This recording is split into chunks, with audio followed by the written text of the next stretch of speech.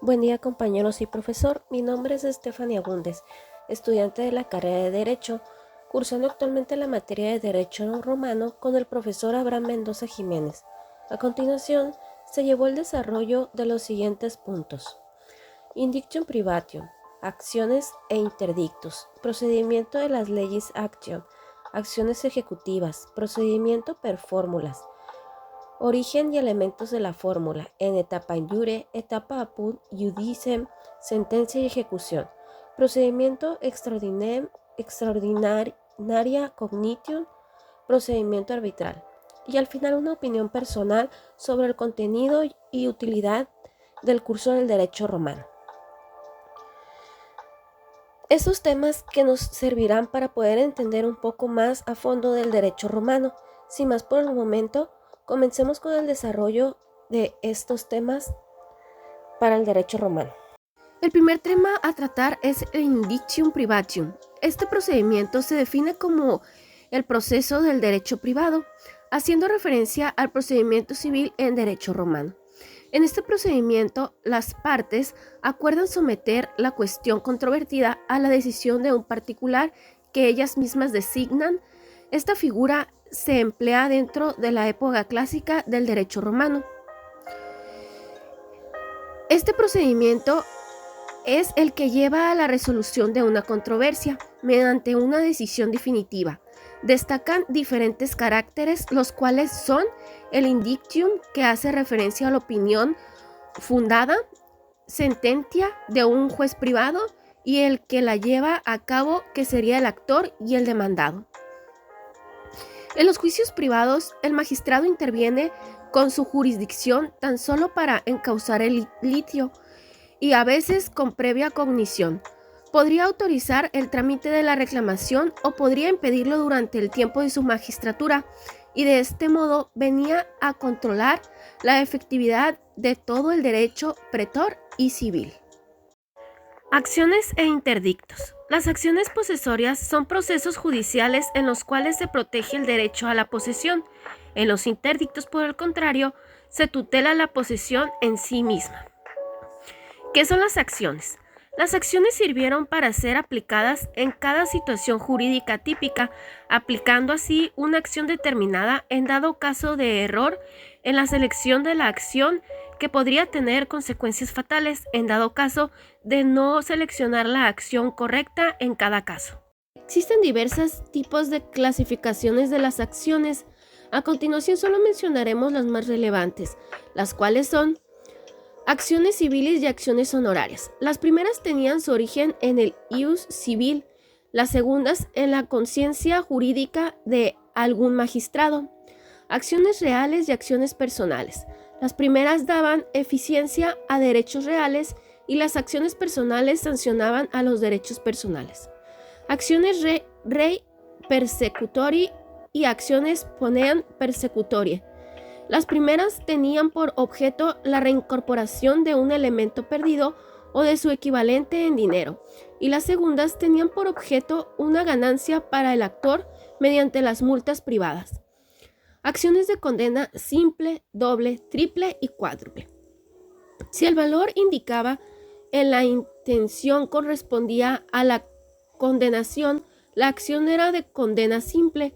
Si la condenación facultaba al juez para condena por un valor múltiple de la interior, la acción era condena doble y triple o cuádruple según el caso.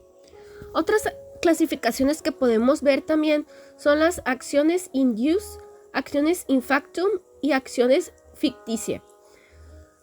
Otra clasificación sería acciones útiles y acciones directas, acciones perpetuas y acciones temporales, acciones ciertas e inciertas y acciones arbitrarias y acciones no arbitrarias. Estas son algunas de las clasificaciones. En sí se pueden extender mucho más y existen otros tipos de clasificaciones, pero estas serían las más relevantes a mi parecer. Interdictus o interdictum. Era una orden condicional y administrativa dirigida a un ciudadano por el magistrado a petición de otro ciudadano, a base de una investigación que no pasaba de ser rápida y superficial. Esta ordenaba a la persona a quien se dirigía observar determinada conducta, siempre que la hipótesis mencionada al comienzo del interdicto correspondiese a la realidad. Existen diversos interdictos. Los interdictos restitutorios. Estos obligaban a restablecer una situación original o a entregar algo. Los interdictos exhibitorios. Estos obligaban al destinatario a mostrar algún documento o a presentar a alguna persona en la oficina del pretor.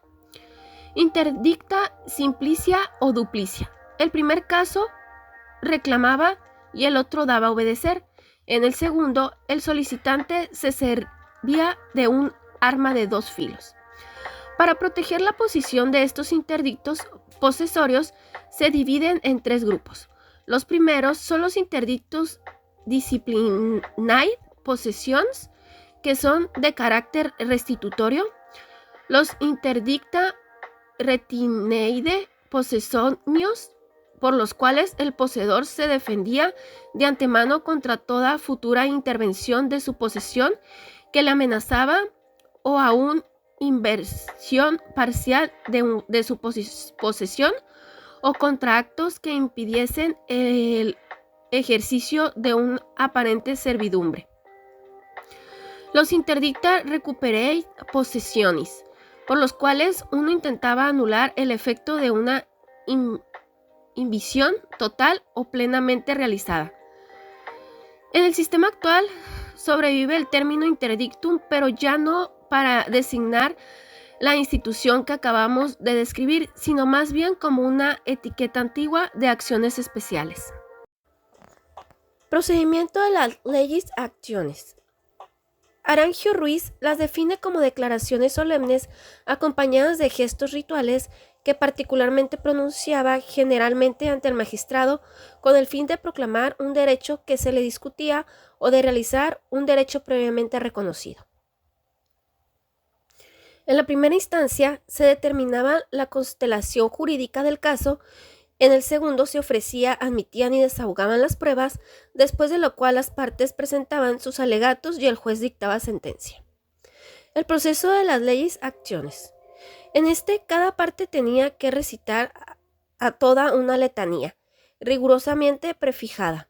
En el teatro de la justicia los papeles estaban exactamente prescritos, y el actor que representaba mal su papel en el foro era sentenciado con la pérdida del proceso y del posible derecho cuya eficacia había tratado de obtener mediante su actuación procesal.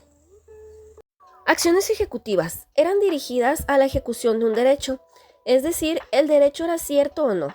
Existía duda de que ese fuese así. Un ejemplo de este tipo de acciones era la legic action per pignoris copionem. Esta acción era dirigida a aquel acreedor podía tomar bienes o cosas del deudor para hacerse con la garantía de que la obligación fuese cancelada. Un ejemplo de esta acción es el derecho real de prenda y el contrato de prenda. Esto los hace con la ayuda del derecho real que tenga el deudor con el bien, ya que la propiedad es un instrumento de garantía para el acreedor. Procedimiento per fórmulas. Se caracteriza la segunda fase del desarrollo en Roma. Administraba justicia en litigios entre romanos, extranjeros y pleitos de extranjeros entre sí. Sus características son: las partes exponían su pretensión per verba concepto. El pretor deja de ser un espectador del proceso y se convierte en un organizador que determina discrecionalmente cuál será el programa procesal de cada litigio individual. El proceso conserva su división entre una instancia in iure y otra in iudicio, pero como eslabón entre ambas fases. Ciertamente, la fórmula era también una especie de contrato procesal, ya que las partes tenían que declarar que estaban conformes con la fórmula.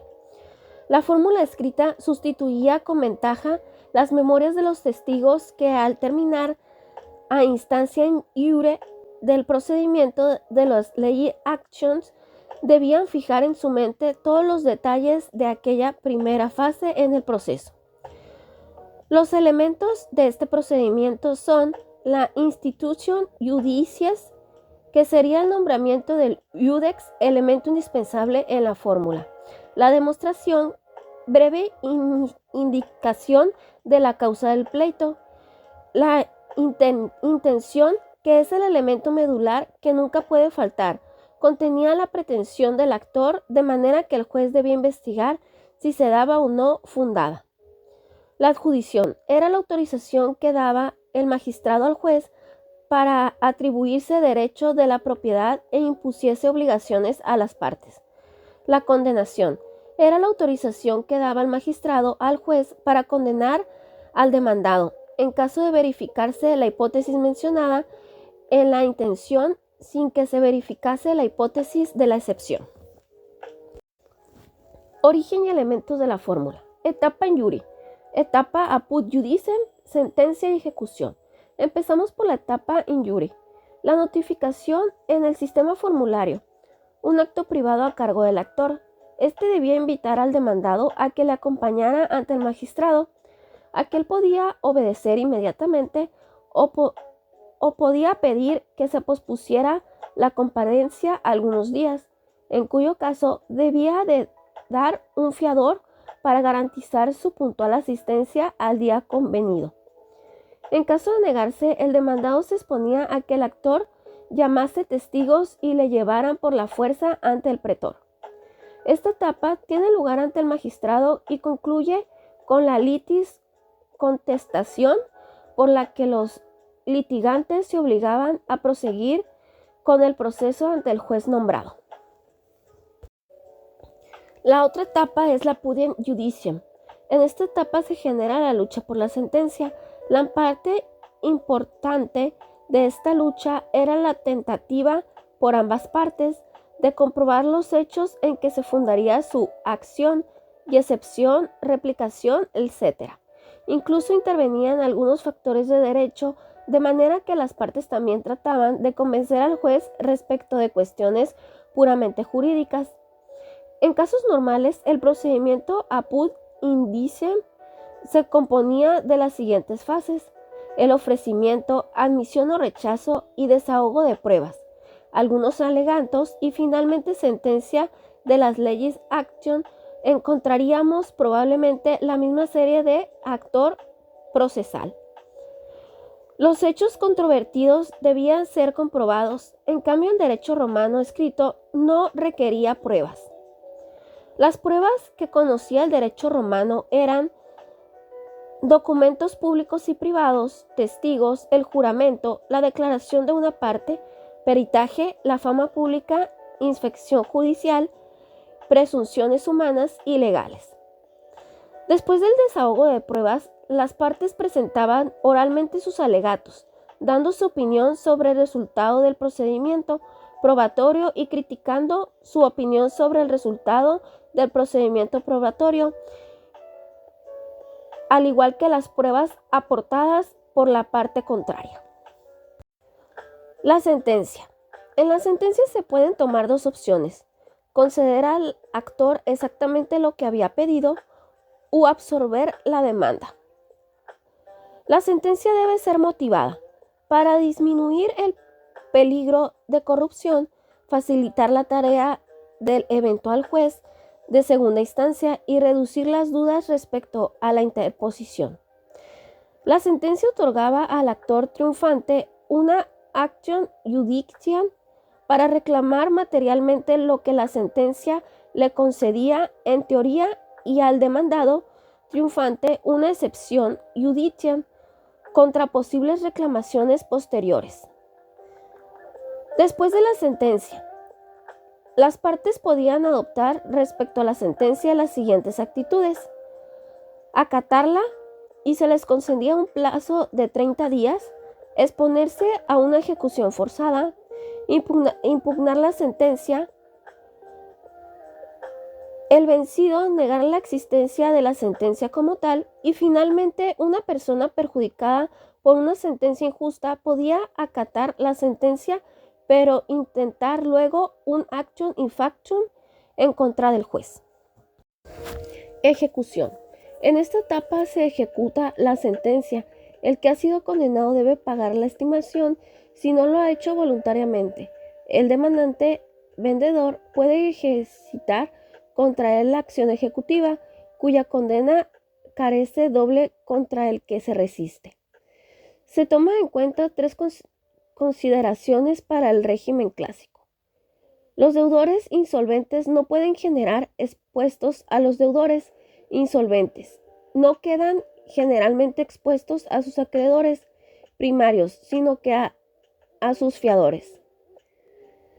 Que la ejecución se da sino contra el que no tiene dinero inmediatamente disponible para pagar las condenas pecuniarias. Distinguir el régimen de ejecución del insolvente ordinario y el del que actualmente dolosamente se insolvencia. La ejecución patrimonial consiste en la venta de patrimonio entero del deudor con el fin de satisfacer en lo posible a sus acreedores. Procedimiento extraordinario y extraordinaria cognición. El procedimiento extraordinario. Toda la tramitación del procedimiento extraordinario se desarrolla entre el magistrado y termina en una decisión imperativa del mismo, basada en su apreciación de los hechos del caso. Este procedimiento extraordinario discurre bajo la dirección y poder soberanos del magistrado y adopta las fórmulas propias de la jurisdicción administrativa. El procedimiento extraordinario gira todo a él del principio al fin, sobre el imperium del magistrado y el carácter ejecutivo y autoritario de sus órdenes completamente y directamente mediante multas, pignoris, copiones, misiones, imposiciones, intervenciones armadas y la funcionarios subalternos, etc. El procedimiento extraordinario en el imperio soberano del magistrado. Las decisiones que el magistrado adopta en el procedimiento se llaman decretos e interdictos. El procedimiento interdictal fue primeramente sinónimo del procedimiento administrativo equivalente el interdicto a la decisión directa del magistrado. El procedimiento extraordinario cognitio.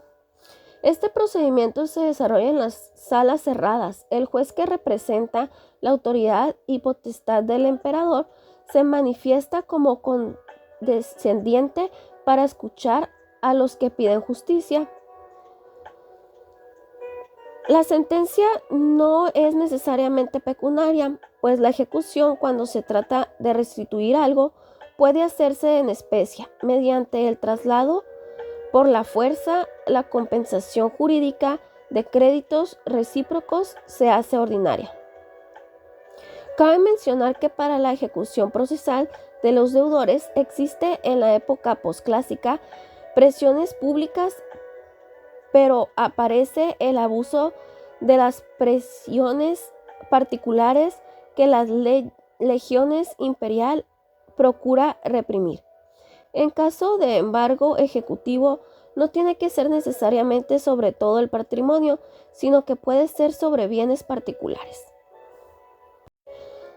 Procedimiento arbitral. Es un proceso fundado exclusivamente en el acuerdo de las partes, sin intervención de magistrado alguno. También es posible sobre la base de un compromisium entre las partes y de un receptum arbitrari por parte del árbitro que aquellas elijan para que dirima su controversia. La sentencia dada por el árbitro solo puede tener una acción por la estipulación penal por la que el demandado prometió pagar una cantidad si no cumplía tal sentencia arbitral. Justiano configura el documento de arbitraje, aunque no haya acompañado de estipulaciones, como un contrato vinculante y de fuerza de sentencia al laudo arbitral, respondiente también cuando el compromiso se refuerza con juramento o el laudo no ha sido impugnado en 10 días. En mi opinión personal sobre el contenido y utilidad del recurso de derecho romano, Opino que el derecho romano, a mi punto de vista, es de gran utilidad, ya que al principio de la carrera de derecho ayuda a nosotros como alumnos a comprender mejor las instituciones jurídicas que se desarrollaron hace siglos y que siguen vigentes, al igual que el cómo nace el derecho y sus diversas terminologías, contribuyendo a una interpretación más precisa y su regulación actual y permitiendo tanto completar como corregir algunas. También el derecho romano es una parte muy importante del conocimiento de derecho, ya que nos ayuda a considerar y entender los antecedentes, el contenido y la evolución de cómo nació el derecho hasta nuestros días actuales. El estudio del derecho romano a nosotros como futuros abogados nos da una visión global en un sistema jurídico y la lógica que lo estructura, razón por la que ha servido de base a lo largo de los siglos para el desarrollo de los diversos cuerpos jurídicos actualmente. Esta sería mi opinión, compañeros, acerca de la importancia del derecho romano, ya que creo yo que nos es de gran utilidad para así poder entender más precisamente en parte las terminologías que se llegan a utilizar a lo largo de esta carrera. De mi parte sería todo, compañeros y profesor. Espero que mi aportación haya ayudado a ampliar más sus conocimientos. Que tengan buen día.